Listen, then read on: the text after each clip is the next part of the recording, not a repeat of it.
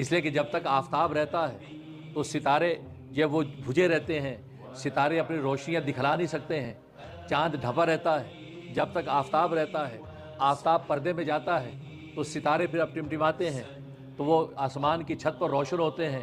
پھر وہ راہ ہدایت بنتے ہیں مسافروں کے لیے،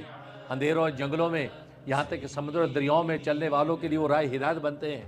چاند اپنی تابانی دکھاتا ہے، لیکن جب تک آفتاب موجود رہتا ہے تو وہ سب اپنے کمال اور اپنے انوارات سے دنیا کو مستفید نہیں کر سکتے، لیکن جب آفتاب پردے میں جاتا ہے تو ان کے کمال ظاہر ہوتے ہیں۔ تو سرکار دو عالم صلی اللہ علیہ وسلم کا آفتاب نبوت جب تک قائم تھا، جب تک آب و تاب میں تھا، تو صحابہ کے اندر جو کمالات، صحابہ کے جوہر کے اندر آپ نے جو کمال پیدا کر دیا تھا وہ دنیا کے سامنے سے اوجھل تھا۔ جب آفتاب نبوت پردے میں گیا ہے، اب دنیا نے صحابہ اکرام کے ان کمالات کو دیکھا، اسلام کا زمانے میں سکہ بٹا دیا۔ اپنی مثال آپ ہے یاران مصطفیٰ۔ تو آج کی یہ تقریب سرکار دو عالم صلی اللہ علیہ وسلم کی نسبت سے ہے، اور آپ جانتے ہیں کہ نسبت سے چیز کی قیمت بدل جاتی ہے۔ ایک چیز کی نسبت ایک عام انسان کی طرف ہو تو ایک عام چیز ہوتی ہے، لیکن اسی چیز کی نسبت بادشاہ کی طرف ہو جائے تو وہ چیز چیزوں کی بادشاہ ہو جاتی ہے۔ لہٰذا اس تقریب کی نسبت کیونکہ سرکار دو عالم صلی اللہ علیہ وسلم کے ساتھ ہے، جو محبوب عالم ہے، محبوب کائنات ہیں،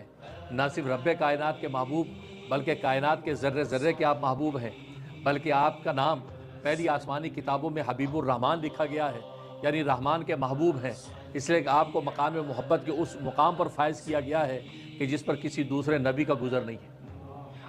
چنانچہ مجدد الفسانی رحمہ اللہ تعالیٰ لکھتے ہیں کہ جب اللہ تبارک و تعالیٰ نے آپ کو مقام محبت کی طرف عروج کروایا تو راستے میں مقام خلت آیا، خلیلی کا مقام آیا، جو ابراہیم علیہ السلام کو عطا کیا گیا تھا۔ جب اس خلت کے مقام سے آپ گزرنے لگے ہیں تو آپ نے اللہ تبارک و تعالیٰ سے درخواست کی، اے رب ذوالجلال، یہ میرے جد امجد حضرت ابراہیم علیہ السلام کا مقام خلت ہے، ان کی خلیلی کا مقام ہے، اور میں چونکہ انہی کی دعا کا نتیجہ ہوں، انہی کی دعا کا ثمرہ ہوں، اگر آپ اجازت دیں تو کچھ دیر میں مقام خلت پر ٹھہر جاؤں تاکہ اپنے جد امجد کے ساتھ مماثلت ہو جائے۔ لیکن اللہ تبارک و تعالیٰ نے فرمایا، اے میرے حبیب، میں آپ کو محبوبیت کے مقام پر اتنی جلدی لے جانا چاہتا ہوں کہ خلت کے مقام پہ ٹھہرنے کا وقت نہیں ہے۔ آپ کو مقام خلت پر ٹھہرنے نہیں دیا گیا اور تیزی سے آپ کو مقام محبوبیت پر قائم کر دیا، اور آپ رحمان کے بلکہ پوری کائنات رحمان کے محبوب بن گئے۔ یہ محبوبیت کا مقام آپ کو ملا ہے، اس لیے آپ محبوب اعظم ہیں، محبوب عالم ہے، کائنات کے ذرے ذرے کے محبوب ہیں، جمادات ہوں، نباتات ہوں، حیوانات ہوں، ملائکہ و جنات ہوں، کائنات کا ذرہ ذرہ آپ سے محبت کرتا ہے، اور احادیث کے ذخیرے بھرے پڑے ہیں۔ کئی پتھر آپ کی گواہی دیتے ہیں، کئی سنگریزے آپ کا نام لیتے ہیں، کہیں جو وہ درخت چل کے آپ کی تابعداری کرتے ہیں، تو گویا کہ پوری کائنات آپ کے حکم کے انتظار میں منتظر نظر آتی ہے۔ ظاہر ہے کہ محمد سے وفا تو نے تو ہم تیرے ہیں، یہ جہاں چیز ہے کیا لوح قلم تیرے ہیں۔ اس قدر اونچا مقام اللہ تبارک و تعالیٰ نے سرکار دو عالم صلی اللہ علیہ وسلم کو عطا کیا۔ تو ظاہر ہے کہ ان کی نسبت سے جو تقریب قائم کی جاتی ہے وہ تقریب بھی سب سے اعلیٰ ہے، کیونکہ نسبت بدلنے سے قیمت بدل جاتی ہے۔ امام رومی رحمہ اللہ تعالیٰ نے واقعہ لکھا ہے کہ ہارون رشید بادشاہ اپنے ایک وزیر کے گھر میں گیا، اور امام رومی فرماتا ہے کہ اس بچے کی بات سے نسبت کی قیمت سمجھ میں آ گئی۔ بادشاہ نے اس بچے سے پوچھا کہ بتا تیرے ابا کا گھر اچھا ہے یا میرا محل اچھا ہے؟ تو بچے نے کہا میرے ابا کا گھر اچھا ہے۔ تو وزیر نے اس کو کونی ماری، بچے کو کہا نہیں بادشاہ سلامت کا گھر اچھا ہے، یہ بولو۔ انہوں نے کہا نہیں میرے ابا کا گھر اچھا ہے۔ تو بادشاہ نے ایک دوسرے پر اصرار کیا، اسے یہی جواب دیا کہ میرے ابا کا گھر اچھا ہے۔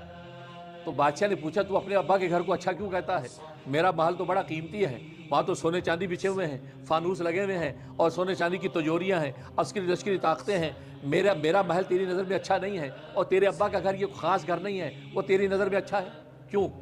تو اس بچے نے عجیب جواب دیا۔ امام رومی رحمۃ اللہ علیہ فرماتے ہیں اس بچے کے جواب سے نسبت کی قیمت کا پتہ چل گیا۔ اس نے کہا بادشاہ سلامت، میں اپنے ابا کے گھر کو اچھا اس لیے کہتا ہوں، وہ محل جو سونے چاندی سے بھرا ہوا ہے، جو سونے چاندی کی تجوریوں سے اور عسکری لشکری طاقتوں سے بھرا ہوا ہے، اس محل کا بادشاہ اس وقت میرے ابا کے گھر میں بیٹھا ہے۔ اس وقت میرے ابا کے گھر کو جو نسبت حاصل ہے وہ خالی محل کو حاصل نہیں ہے، عسکری لشکری ساری طاقتیں میرے ابا کے گھر کی طرف متوجہ ہیں، سونے چاندی سارے میرے ابا کے اس گھر کے اندر بیٹھے بادشاہ کے حکم کے منتظر ہیں، لہذا اس کو چونکہ اس وقت بادشاہ سے نسبت ہے، لہذا یہ گھر میرے سارے گھروں سے اچھا ہے۔ اس پر امام رومی فرماتے ہیں، حدیث قدسی ہے، اللہ تبارک و تعالی فرماتے ہیں لا یسونی ارضی ولا فی السماء ولکن یسونی فی قلبی عبد المؤمن التقی، میں اتنا بڑا ہوں، میں اتنی عظمت والا ہوں، میں آسمان و زمین کی وسعتوں میں نہیں سما سکتا، آسمان و زمین کی وسعتیں ناکافی ہو جاتی ہیں، ولکن یسونی فی قلبی عبد المؤمن التقی، لیکن جب میں سمانے لگتا ہوں تو مومن متقی کے دل میں سما جاتا ہوں، دل میں سما جاتا ہوں، اور جس دل میں خدا سما جاتا ہے وہ دل ساری کائنات سے اچھا ہے، تو نسبت سے قیمت بدل جاتی ہے۔ تو حقیقت یہ ہے، تو آج اس تقریب کو نسبت سرکار دو عالم صلی اللہ علیہ وسلم کے تذکرے کے ساتھ ہے، تذکرہ محبوب ہے، تو تذکرہ محبوب کی وجہ سے اس تقریب کی قیمت بڑھ جاتی ہے، اور تذکرہ آپ کی صفات و کمالات کا تذکرہ ممکن نہیں ہے،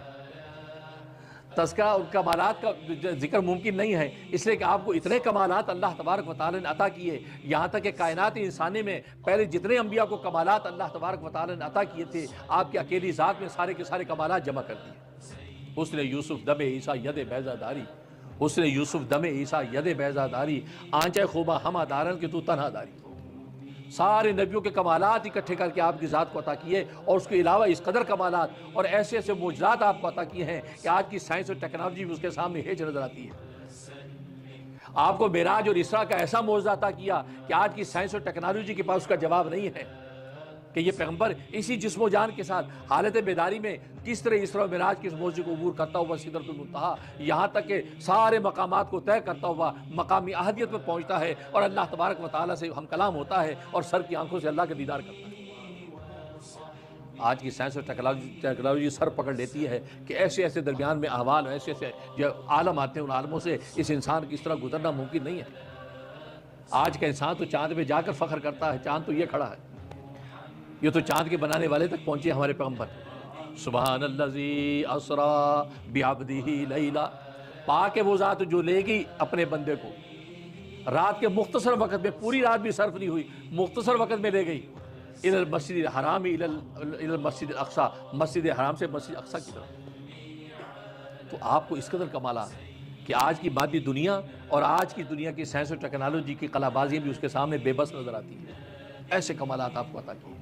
ساری کائنات کا حسن اکٹھا کر کے آپ کو عطا کرتے ہیں۔ کائنات حسن پھیلی تو لامحدود تھی،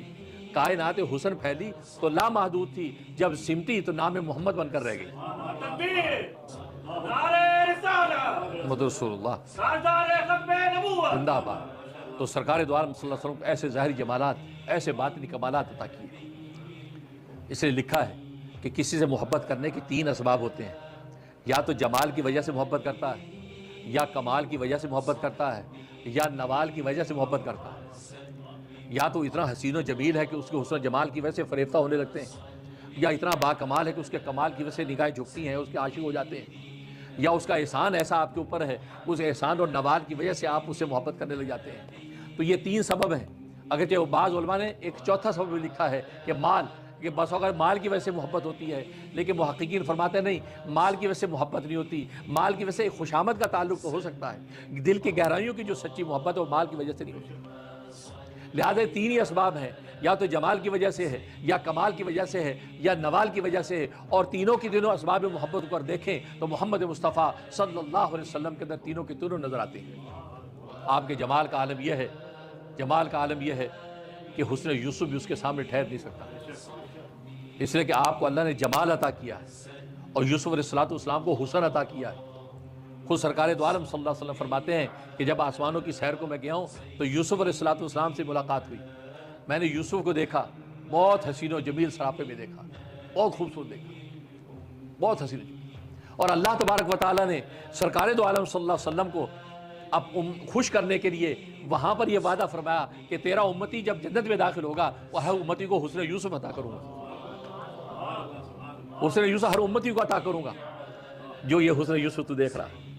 پر میں نے اپنے بھائی یوسف کو بہت حسین دیکھا، لیکن آپ کو اللہ نے جمال عطا کیا، اور جمال اور حسن کے در فرق یہ ہوتا ہے کہ جمال ایسی خوبصورتی کو، حسن ایسی خوبصورتی کو کہتے ہیں کہ جب اس کو دیکھتے رہتے ہیں ایک حد کے بعد جا کے اس کی خوبصورتی ٹھہر جاتی ہے، لیکن ایک دم دیکھتے ہی انسان امپریس ہوتا ہے، اس کا اثر لیتا ہے اس کی حسن و جمال کا، لیکن جب دیکھتا رہتا ہے اس کے حسن کی جو خوبصورتی ایک حد پر ٹھہر جاتی ہے۔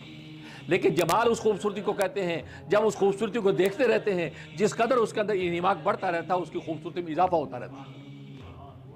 لہٰذا لکھا ہے کہ سب صحابہ نے نبی پاک کو نظر بھر کے نہیں زندگی میں دیکھا، صرف چند صحابہ گنتی کے جنہوں نے آپ کو نظر بھر کے دیکھا ہے، ورنہ کسی دوسرے کو دیکھنے کی بھی تاب نہیں تھی، ایسی خوبصورتی۔ اور پھر سرکار دو عالم صلی اللہ علیہ وسلم کی داڑھی کالی رہی، آخر دم تک کالی رہی، صرف 15-20 بال تھوڑے سے یہاں پہ اور تھوڑے سے دائیں بائیں، چند بال۔ حضرت انس رضی اللہ عنہ فرماتے ہیں اگر اس کو گنتی کریں تو 15-20 سے زیادہ نہیں تعداد بنتی، پوری داڑھی کالی، ورنہ 63 ایئر کے اندر جا کر داڑھی تو وائٹ ہو جاتی ہے، لیکن اللہ تبارک و تعالی نے آپ کی داڑھی کو کالا رکھا۔ اس میں علماء فرماتے ہیں ایک راز تھا، وہ راز یہ تھا کہ آپ کے چہرہ انور پر، آپ کی ذات عالی پر تجلیات ربانی کا اس قدر نزول ہوتا تھا، اگر آپ کی داڑھی بھی سفید ہو جاتی تو جو چند صحابہ آنکھیں بھر کے دیکھ سکتے تھے وہ بھی نہ دیکھ سکتے، کیونکہ سفید داڑھی پر جو ایک نور آ جاتا ہے انسان کے چہرے پہ، ایک عام آدمی کے چہرے کو دیکھنا دشوار ہوتا ہے، وہاں سرکار دو عالم صلی اللہ علیہ وسلم پر اس قدر تجلیات ربانی کا نزول ہے، اگر وائٹ داڑھی ہوتی تو جو چند لوگ ہیں وہ بھی نہ دیکھ سکتے اور آپ کا استفادہ رک جاتا۔ جو بدو آپ کو کالی داڑھی والے نوجوان شخص دیکھ کر جلدی سے بدو آپ سے سوال کرتا ہے، آپ سے بحث کرتا ہے، آپ سے ایمان کی راہیں پوچھتا ہے، تو فرمایا اگر آپ کو سفید داڑھی ہوتی تو ہیبت کے مارے کوئی قریب بھی نہ پھٹکتا۔ یہ وہ راز تھا کہ آپ کی داڑھی کالی داڑھی رہی تاکہ بے تکلفی کے ساتھ کوئی بھی آپ سے کوئی استفادہ کرے، آپ سے سوال کرے، ایمان و دین اور زندگی کے راہ خطوط طے کرے۔ تو سرکار دو عالم صلی اللہ علیہ وسلم کو عام صحابہ آنکھ بھر کے نہیں دیکھ سکتے، ایسا جمال آپ کو عطا کیا، ایسا۔ تبھی تو حضرت عائشہ صدیقہ رضی اللہ تعالیٰ عنہ فرماتی ہیں کہ بیگمات مصر نے مصر کے یوسف کا حسن دیکھا تھا تو انگلیاں کاٹ لی تھیں، رب کعبہ کی قسم اگر میرے یوسف کو دیکھ لیتی تو اپنے کلیجے کاٹ لیتی، کلیجوں کے ٹکڑے کر بیٹھتی، یہ تو انگلیاں کاٹی تھی، اگر میرے یوسف کو دیکھتی تو کلیجے کٹ جاتے۔ کہ میرے یوسف کو اللہ نے وہ حسن و جمال عطا کیا۔ تو سرکار دو عالم صلی اللہ علیہ وسلم کے جمال کا عالم یہ کہ حسان ابن ثابت کیا کہتے ہیں، وَأَحْسَنَ مِنْكَ لَمْ تَرَ قَطُّ عَيْنِي وَأَحْسَنَ مِنْكَ لَمْ تَرَ قَطُّ عَيْنِي وَأَجْمَلَ مِنْكَ لَمْ تَلِدِ النِّسَاءُ۔ اے محمد آپ سے زیادہ میری آنکھ نے کبھی دیکھا نہیں، میری آنکھ نے آپ سے زیادہ حسین کسی کو نہیں دیکھا۔ اور ایک روایت میں الفاظ ہیں وَأَحْسَنَ مِنْكَ لَمْ تَرَ قَطُّ عَيْنٌ، کہ اے محمد آپ سے زیادہ حسین کسی آنکھ نے کبھی نہیں دیکھا۔ وَأَجْمَلَ مِنْكَ لَمْ تَلِدِ النِّسَاءُ، اور آپ سے زیادہ خوبصورت کسی ماں نے جانا نہیں۔ تو گویا کہ آپ کو اس قدر جو حسن و جمال اللہ تبارک و تعالی نے عطا کیا۔ خلقت مبرأ من کل عیب، آپ کو تمام عیبوں سے پاک کر کے ایسا پیدا کیا گیا ہے کأنک قد خلقت کما تشاء، جیسا آپ نے پیدا ہونا چاہا ویسے ہی پیدا کیا۔ ظاہر کا تصویر خود مصور سے بولے کہ میری آنکھ ایسے بنانا، آنکھیں ایسی بنانا، کان ایسے بنانا، ہاتھ ایسے ستواں بنانا، تو تصویر خود اپنے آپ کو جس طرح بنوائے اس حسن جمال کا عالم کیا ہوگا۔ تو گویا کہ اے حبیب آپ نے جیسا کہتے چلے گئے خدا ویسا بناتا چلا گیا۔ رخ مصطفیٰ وہ آئینہ کہ ایسا دوسرا آئینہ، رخ مصطفیٰ وہ آئینہ کہ ایسا دوسرا آئینہ، نہ کسی کے بزم خیال میں، نہ دکان آئینہ ساز میں۔ اللہ تبارک و تعالی نے اپنی تصویر کی دنیا میں ایک ہی تصویر بنائی، ایسی دوسری بنائی، ایسا حسن جمال۔ خود صحابہ کرام رضوان اللہ علیہم اجمعین فرماتے ہیں کہ 14ویں کا چاند چمک رہا ہے اور رسول اللہ صلی اللہ علیہ وسلم نے سرخ یمنی چادر اوڑی ہوئی ہے، سرخ حلہ، کیونکہ سرخ حلہ آپ کو بہت پسند تھا۔ یمن سے سرخ چادریں آتی تھی جس کے اندر کالی دھاریاں یا وائٹ دھاریاں ہوتی، آپ وہ سرخ حلہ پہن لیتے تھے۔ اس سرخ حلے کے اندر آپ اتنے زیادہ حسین و جمیل لگتے تھے، ہم کبھی چاند کی چاندنی کو دیکھتے تھے، کبھی رسول اللہ کے چہرے انور کو دیکھتے تھے، یہاں تک اس نتیجہ پر پہنچتے تھے کہ چاند رسول اللہ کے حسن و جمال کے سامنے شرمندہ ہو رہا ہے، ایسا حسن و جمال۔ تو ظاہر ہے کہ جس کا حسن و جمال اس درجے کا ہو تو ظاہر ہے کہ پھر محبت تو اسی سے کرنا بنتی ہے، پھر کسی اور سے کیا محبت کرے۔ اور واقعی صحابہ نے پھر محبت کر کے دکھائی، ایسی محبت کر کے دکھائی کہ آپ کے چہرہ انور کو دیکھتے تو ان کی بھوک مٹ جاتی تھی۔ ایک صحابی بے قرار ہو کے آپ کے پاس آئے اور یا رسول اللہ کچھ کہا، اب وہاں کیا بات ہے؟ آپ کے چہرہ انور کی تابانی، تر و تازگی، ملاحت و خوبصورت دیکھی، کہا کہ یا رسول اللہ اب کوئی شکایت نہیں۔ کہا کہ کیوں آیا تھا؟ کہا کہ یا رسول اللہ میں اپنی بھوک کی شکایت لے کے آیا تھا، بھوک کی شکایت لے کے آیا تھا کہ آپ کے چہرے کی تر و تازگی، آپ کے چہرے کے ملحات، حسن و جمال اور آپ کے چہرے کے جو ہے تجلیات ربانی کا نظارہ کیا، بھوک مٹ گئی۔ یہ وہ سچی عاشق ہے جو محبوب کے چہرے کو دیکھ کے واقعی بھوک مٹ گئی۔ یہ عالم ایسا حسن و جمال آپ کو عطا کیا، حدیث میں آتا ہے، اور یہ واقعہ تو عشق کی انتہا ہے۔ ایسے عاشق تو کوئی پیدا ہوگا۔ اور ایک عام صحابی ہے، ہل چلا رہا ہے، کھیت میں ہل چلا رہا ہے، وہاں پر کسی نے اطلاع کی کہ رسول اللہ صلی اللہ علیہ وسلم کا وصال ہو گیا، آپ کا وصال ہو گیا، انتقال فرما گئے۔ کہا کہ ہیں رسول اللہ فوت ہو گئے؟ کہا ہاں ان کا انتقال ہو گیا۔ اسی وجہ سے اپنے بیل اپنا ہل چھوڑا اور آسمان کی طرف دیکھ کے ہاتھ اٹھا دیا، اللہ اب مجھے ان نگاہوں کی ضرورت نہیں ہے، ان نگاہوں سے تو میں محمد کا نورانی چہرہ دیکھتا تھا، میری آنکھوں کی بینائی چھین لے۔ اب مجھے کانوں کی سماعت کی ضرورت نہیں ہے، جسے میں اس سے رسول اللہ کی سریلی آوازیں سن کے رسول اللہ کی تعلیمات کو سینے میں اتارتا تھا، یا اللہ اب مجھے بہرا کر دے، مجھے نہ اب کسی کی آواز سننی ہے، نہ کسی کے چہرے کو دیکھنا ہے، کہ رسول اللہ نہیں رہے تو مجھے آنکھوں اور کانوں کی اب کوئی ضرورت نہیں۔ دعا کی، جیسے دعا کی اسی وہ دعا قبول ہو گئی، کیونکہ سچے عاشق تھے۔ سچے عاشق اللہ کو پتہ تھا اگر نگاہیں چھین لوں گا اور بہرا کر دوں گا تو اس کو پھر کوئی شکایت نہیں ہوگی۔ کچے عاشق ہوتے تو کل کو شکایت کا اندیشہ، اللہ کو بھی پتا تھا پکے عاشق ہیں، تو اللہ تبارک و تعالیٰ نے گویا کہ نگاہوں کی بینائی سلب کر لی اور وہ بہرے ہو گئے، ساری زندگی ایسے گزاری، اور یہی ان کا جذبہ تھا۔ اور رسول اللہ کی آواز تھی تو سنیں گے، رسول اللہ کی چہرہ انور تھا تو ان کو دیکھیں گے، تو گویا کہ اس سے پتہ چلا کہ زندگی تو اصل یہی ہے، آنکھوں کی روشنی ہو اس لیے کہ رسول اللہ کو دیکھنے ملے، کانوں کی سماعت ہو، رسول اللہ کے اقوال و احکام سنیں، قرآن و سنت سنیں، اللہ رسول کی سنیں، کیونکہ پوری کی پوری زندگی اور زندگی کی ساری طاقتیں اگر صرف ہوں تو اللہ رسول کے لیے ہوں۔ کہ اس صحابی نے یہ سبق دے دیا کہ اصل میں دیکھنے کی چیز اگر تھی وہ محبوب اعظم تھے، جب محبوب اعظم نہیں تو اب آنکھوں کی بینائی کو میں نے کیا کرنا ہے۔ یہ صحابہ کی محبت کا عالم اور رسول اللہ صلی اللہ علیہ وسلم کی حسن و جمال پر یوں مر مٹتے تھے۔ اور دوسرا کمال ہے سبب، اور سرکار دو عالم صلی اللہ علیہ وسلم سے بڑھ کر با کمال کون ہے؟ سارے کمالات انسانی آپ کو عطا کر دیے گئے، جو سید الملائکہ، جو ملائکہ کے سردار فرشتہ جبرائیل، جس کے دروازے کا دربان ہو اس کے اپنے کمال کا عالم کیا ہوگا؟ جو خادم بن کے آپ کے دروازے پہ کھڑا ہو تو اس مخدوم کی عظمت کا عالم کیا ہوگا؟ رسول اللہ کو ایسے کمالات اللہ تبارک و تعالی نے عطا کیے۔ بلکہ سورہ آل عمران میں فرمایا وَإِذْ أَخَذَ اللَّهُ مِيثَاقَ النَّبِيِّينَ، یاد کرو اس وقت کو جب اللہ تبارک و تعالی نے نبیوں سے عہد لیا۔ نبیوں سے کیا عہد لیا؟ لَمَا آتَيْتُكُم مِّن کِتَابٍ وَحِکْمَةٍ، جب میں تمہیں کتاب دوں گا، حکمت دوں گا، ثُمَّ جَاءَكُمْ رَسُولٌ، پھر اس کے بعد ایک رسول بھیجوں گا تمہارے پاس، ایک رسول آئے گا، وہ کیا کرے گا؟ مصدق لما معکم، وہ تمہارے پاس جو کتاب و سنت ہے اس کی تصدیق کرنے والا ہوگا، مصدق ہوگا۔ اب بتائیے سرکار دو عالم صلی اللہ علیہ وسلم پہلے نبیوں کی کتابوں، پہلے نبیوں کی علم و معرفت کی تصدیق کر رہے ہیں، تو تصدیق وہی کرتا جو اس علم و بات کو جانتا ہوگا،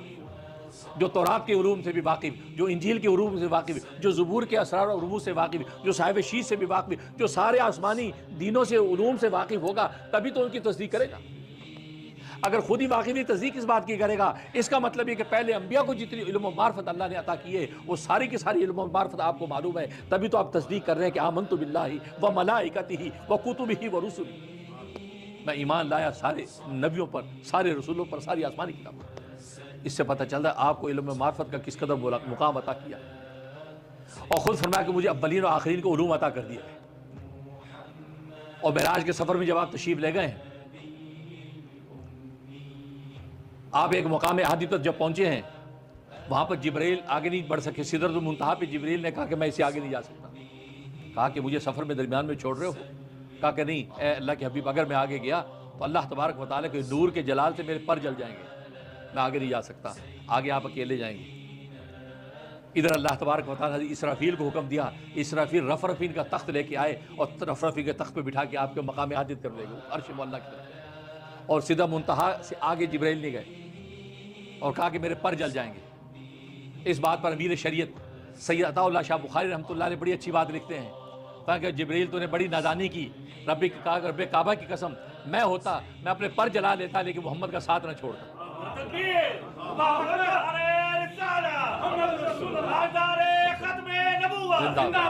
کہا کہ جبرائیل کاش تو اپنے پروں کے جلنے کی پرواہ نہ کرتا، میرے محمد کا ساتھ نہ چھوڑتا، اور تو ساتھ اگر نہ چھوڑتا اور آگے بڑھتا تو کہا کہ رب کعبہ کی قسم تو وہ مقامات غیب بھی دیکھ لیتا جو کبھی نہیں دیکھ سکے گا، اور تیرے محمد کے ساتھ کی وجہ سے پر بھی نہ جلتا۔ ظاہر ہے کہ محمد کے ہاتھ میں تیرا ہاتھ تو تیرا کوئی بگاڑ نہیں سکتا۔ فرمایا کہ اس لیے کہ بادشاہوں کے درباروں میں جب دوسرا بادشاہ داخل ہوتا ہے اور اس کا غلام بھی ساتھ یا سواری ساتھ ہوتی ہے، وہ بھی اگر ساتھ داخل ہو جائے تو وہ بادشاہ میزبان وہ اس کو بھی اعزاز دیتا ہے کیونکہ وہ بادشاہ کے ساتھ آیا ہے۔ کہا کہ جبرائیل اگر تو آگے بڑھ جاتا تو وہ مقام غیب بھی دیکھ لیتا جو آپ کبھی نہیں دیکھ سکتا، لیکن تو نے میرے محمد کا ساتھ چھوڑ دیا، میں ہوتا تو میں پر جلا لیتا لیکن محمد کا ساتھ نہ چھوڑتا۔ یہ عاشقوں کی بات ہے، قوت عشق سے ہر پست کو بالا کر دے، قوت عشق سے ہر پست کو بالا کر دے، دہر میں اس میں محمد سے اجالا کر دے۔ حقیقت تو یہ ہے، اس لیے کہ سرکار دو عالم صلی اللہ علیہ وسلم کا عشق جو ہے یہ ایمان کی روح ہے، ایمان کی، جس ایمان پر نجات ہے اس ایمان کی اگر روح ہے تو وہ عشق محمد ہے۔ وہ محبت نبوی ہے، کیونکہ خود نبی پاک صلی اللہ علیہ وسلم فرمایا لا یؤمن احدکم حتی اکون احب الیہ من والدی وولدی والناس اجمعین، کہ تم میں کوئی شخص اس وقت تک مومن ہی نہیں ہو سکتا، وہ ایمان کے منزلیں ہی نہیں طے کر سکتا جب تک کہ میں اس کی نظر میں اس کے والد سے، اس کی اولاد سے اور ساری انسانیت سے زیادہ محبوب نہ ہو جائے۔ تو نبی کی محبت تو ایمان کی روح ہے، ایمان کی روح ہے، تو ظاہر ہے تو کمال ایسا اللہ تبارک و تعالیٰ عطا فرمایا، مقام احدیت فرمایا۔ جب اس مقام احدیت میں پہنچا، عرش معلیٰ کے قریب اکیلا کھڑا ہوں، ایک خاص قسم کی ایک دہشت میرے قلب پہ آئی،